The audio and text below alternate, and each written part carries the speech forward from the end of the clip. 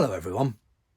In this video, I'm going to continue our exploration of Waka by talking about one of the techniques which enabled poets to add greater depth and cultural resonance to their work. As you, of course, already know, Waka are short poems only 31 syllables long. This meant that Waka poets didn't have very many words available to them to convey images, emotions, and overall meaning. And sometimes poets struggled to express what they wanted to say within the limits of the form.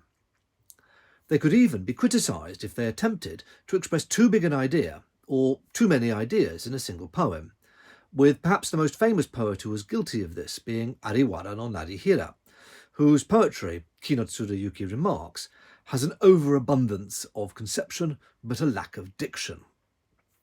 In any case, the word limits of the Waka form meant that there was a constant search by poets for acceptable and tasteful ways to expand what their poems said without compromising on their length or structure. In the end, they came up with a number of techniques, one of which I'm going to talk about today. Take a look at the following poem. It's a spring poem on the topic of the banquet on New Year's Day. The New Year period, which covered the first couple of weeks of the first lunar month of the year, generally corresponding to early to mid-February, was one of the most important periods in the court's calendar, and there were a large number of ceremonies and celebrations held then. Here's the poem. Matsugasaki, taenu himuro ni, subaraki no, chiyo ni tameshi yo, kyozo tatekeru. In Matsugasaki, within the ever-enduring ice-houses of His Majesty's 1,000 ages, a sign stands there this day. This poem was composed for Ropyakuban Utawase, the poetry contest in 600 rounds, which took place in 1193-94, and was one of the most important poetic and critical events of its time. If anyone wants to read the whole thing, my complete translation and commentary of it is available in 2 volumes from Brill, although at about 500,000 words all told, it'll keep you going for a while. Getting back to the poem, it's quite portentous and full of imagery referring to the emperor, but the question you may be asking is, why has the poet, Tsuneie, used the place name Matsugasaki? Placed right there at the beginning, it seems to be significant, but all it's linked to in the second line is a reference to ice houses. I've put a picture of one of these on the slide so you can see what he's talking about. They were buildings used to store and preserve ice from the winter for the court to use later in the year when the temperatures rose. Well, let's go back to 1106, about 100 years before Ropyakuban Utawase, and a collection of poems called Horikawa in Ontoki Hyakushu Waka, the 100 poem sequences presented to former Emperor Horikawa, or Horikawa Hyakushu for short, which was put together for Emperor Horikawa.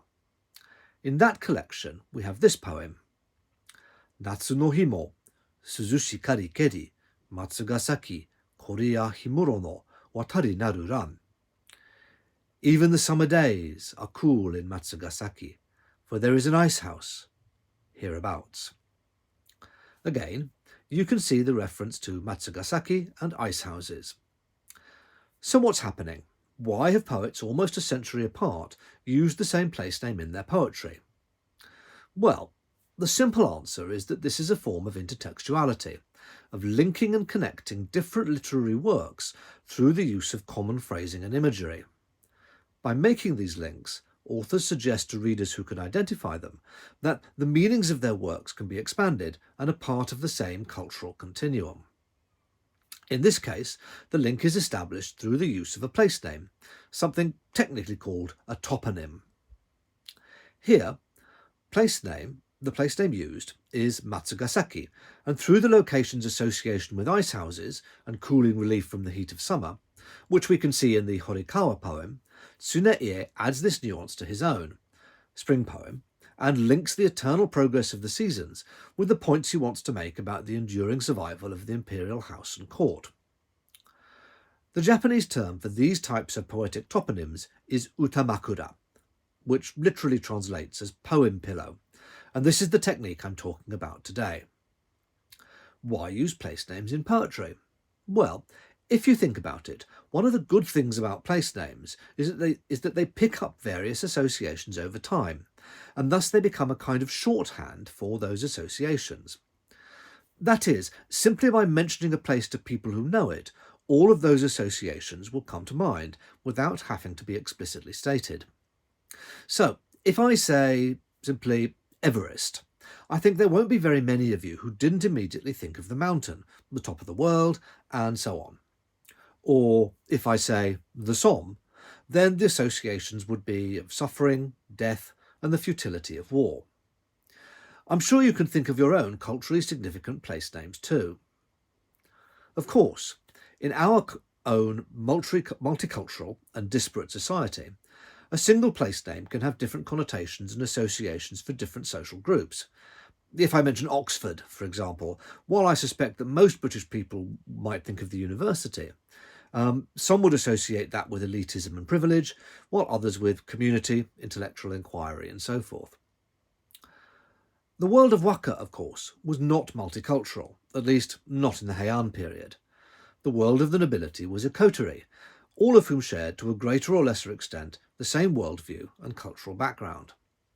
That meant that if a poet mentioned a place name in one of his or her poems, he or she could be pretty much certain that it will be understood by readers of the poem in the same way that they had meant it when writing the poem. Thus, Utamakura were a major feature of Waka composition and diction, and were used extensively in pretty much every period of Waka development. Today, they can be one of the most opaque features of the form, particularly in translation, as modern and non-Japanese audiences simply don't know the cultural associations of the Utamakura and so miss out on why they're being used. That's one of the reasons why many pre-modern waka need annotation and explanation if they're being presented to a modern readership. Utamakura weren't all the same, however. Some were better known and more frequently used than others, while the reasons why particular place names were mentioned in poems differed. Essentially, you can broadly divide Utamakura into three types. First, locations associated with particular characteristics, the shape of the land or particular seasonal events or conditions, places where the snow was particularly deep in winter, for example. Second, places with particular cultural significance, places where something had happened or an institution was, or particular activities were carried out. Examples of this would be the locations of major shrines or temples, places where famous individuals had died, or places like imperial hunting grounds, for instance. Finally, you had places whose names were completely or partly homophonous with other words, and so by mentioning the place name, poets could also suggest the homophone and thus add depth to their poems. There's a place called Takashi no Ura, Takashi Beach, for example, and Takashi is also the adjective be high, so poets could add a nuance of height to their poems by using it. There were numerous Utamakura, so many that one activity by poetic scholars was to make lists of them along with notes about their usage. They were certainly used extensively by the poets of Ropyakuban Utawase. The contest's 1,200 poems contain a total of 202 different Utamakura, with some used many times in different poems. These culturally significant places were located pretty much all over Japan.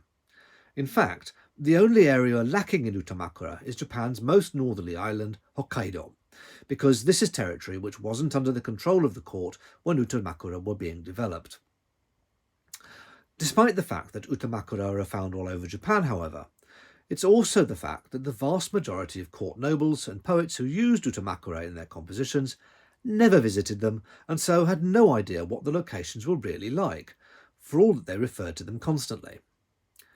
Even as early as the 10th century, Utamakura could be a source of vigorous and more than vigorous debate. There's an anecdote that two courtiers and poets, Fujiwara no Sanekata and Fujiwara no Yukinari, got into an argument about Utamakura in the presence of Emperor Ichijo. Matters got so heated that Sanekata actually struck Yukinari and knocked his cap of rank off. The emperor was outraged by this and promptly exiled Sanekata, telling him to go up to the north and see the Utamakura there for yourself. Sanekata duly went north to Michinoku and died there. so Utamakura could literally be a matter of life and death. Whether or not the anecdote about Sanekata is true, going to visit Utamakura was something that few poets did. And this was for the very good reason that members of the aristocracy simply weren't free to move around as they might wish, even had they wanted to leave the comforts of the capital. If poets did leave, sometimes they found that the Utamakura they had been referring to no longer existed, and sometimes hadn't done for centuries. For example, many waka referred to Nagara no Hashi, the bridge at Nagara. This was a bridge erected in 812 over the Yodo River in what is now the heart of Osaka.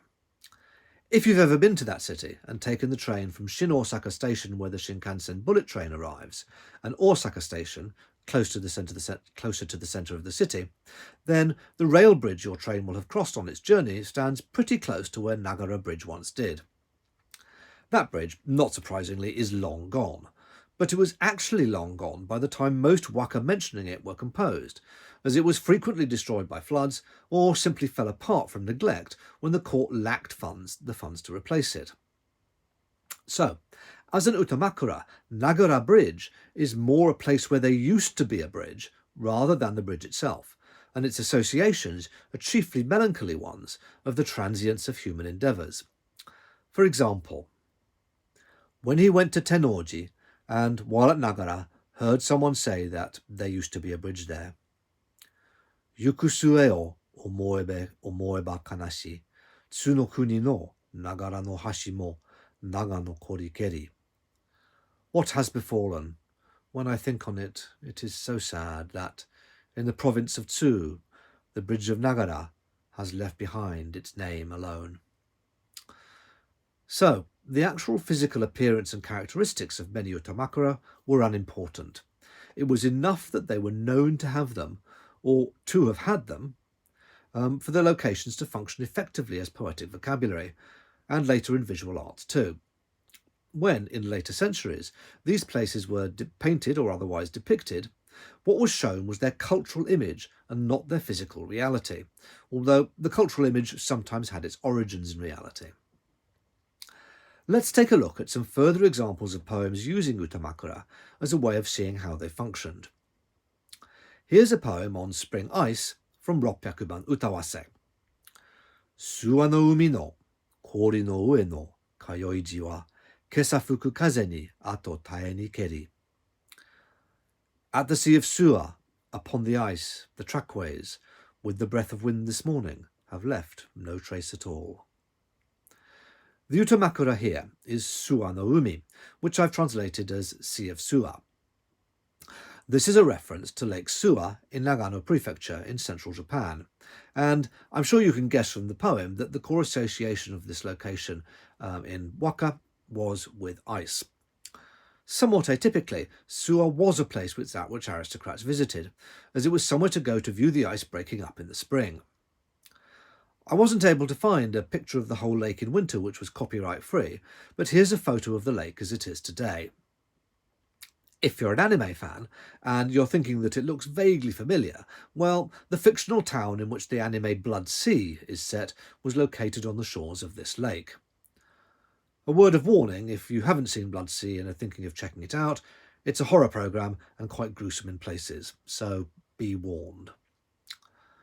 In any case, in the winter, the ice on the lake develops ridges known as omiwatari, which folklore says are the tracks left by the deity Takemi Kanata no Kami when he crosses the lake to meet his wife, Yasaka Tome, on the far side.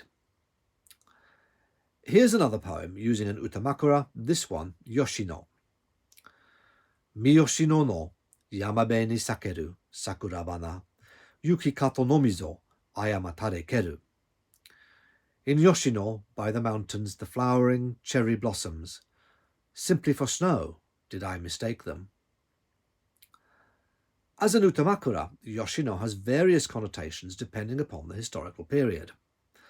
The region was the site of a detached imperial palace in the 8th century, and so poems composed then usually link the Yoshino River with the ever-continuing imperial line.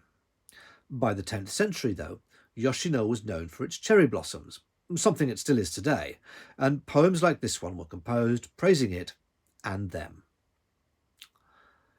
Here's an example of a poem using an Utamakura associated with an individual. Nani to kaku musubo ruran, kimi wa yomo aware to dani mo iwashiro no matsu. For what should we be so entwined? He simply thinks of me with pity and says nothing. O pines of Iwashiro. Obviously, you can tell that Iwashiro was linked with pine trees, and Kanemoni here is using the binding of the trees together as a figurative reference to a woman's frustration that the relationship she has with a man will end in tragedy. But why? Well, look at this poem composed by Prince Adima in 658. Iwashiro no hamamatsu gae o hikimusubi, masakiku araba mata kaeri mimu. At Iwashiro, a beech pine's branches I draw and bind together. If fortune favours me, I'll return to see them once more. Well, clearly it was Prince Adima who created the association between Iwashiro and pine trees and laid the Utamakura's foundations. Where's the tragedy, though? Well, Adima had rebelled against the throne and was executed at the age of 18, something which he knew was going to happen when he wrote his poem, and so the pines of Iwashiro have ever after been associated with the doomed young prince. Finally, let's look at an Utamakura used for wordplay. When Lord Tachibana no Tamenaka left to become governor of Michinoku, this was presented from the pantry of the Grand Empress Dowager without any mention of who had said it. Well, of course, everyone would have known at the time who the lady in question was. Her name was omitted from the anthology's records for reasons of taste. Azumaji no harukeki michi o yuki kaeri, itsu ka tokubeki shita himo no seki. On eastern paths so distant will you go and then return. When, indeed, will you pass the barrier of Shitahimo again? The barrier of Shitahimo lay in the north of Japan and marked the boundary between the territory controlled by the court and the lands of the Emishi, who were considered to be barbarians. A man going through the barrier was going into dangerous territory, and so, on the surface, this poem is a simple wish by Tamenaka's unnamed lover for his safe return. The barrier of Shitahimo no longer exists, but there is a famous rock at the location, which was venerated as a deity of motherhood and fertility, after the daughter of the governor of Mano, Tamayohime, the lover of Emperor Yomei, gave birth to the emperor's child there. And there's a rather more gruesome version of the story that she was forced to give birth there, but regardless of which is true, she would have had to undo the belt which held up the trousers, which formed part of a noble woman's dress, and the word for this belt was, as you may have already guessed, shitahimo, underbelt. As a result, both men and women used to leave their underbelts on this rock as a way of praying for fertility, luck in love, or safe return from the north. It's also the case that the verb toku, which meant pass through a gate or doorway, was homophonous with another verb which meant undo a knot or belt. Knowing that puts an entirely different conception on the poem, and a translation encompassing that meaning would be, on eastern paths so distant will you go and then return, when indeed will you undo the barrier of my underbelt again. It's not surprising, I think, that Fujiwara no Akisuke picked this lady's poem for inclusion in the imperial anthology he compiled. Through the witty use of an Utamakura, the anonymous lady is able to convey both a plea for her man's safe return and an erotic longing for him to make love to her once more. It's these sorts of waka which really leave you wishing you could draw back the curtain of the years and see what happened. Tamenaka did come back from his governorship, but did the lady wait for him, and were they reunited? We'll never know. Sadly, the identity of Tamenaka's wife remains unknown, and, of course, we don't even know if this poem was by his wife or by another lady with whom he was intimate. And on that note, I'll wrap up. If this video has whetted your appetite for Utamakura and you feel ready to plunge into some reading on the subject, I strongly recommend Ed Kamen's book, Utamakura, Illusion and Intertextuality, published by Yale University Press and available in most good university libraries with a Japanese literary studies collection. As always, if you have any comments or questions, please put them in the comments and subscribe to the channel for more Waka-related material. See you soon.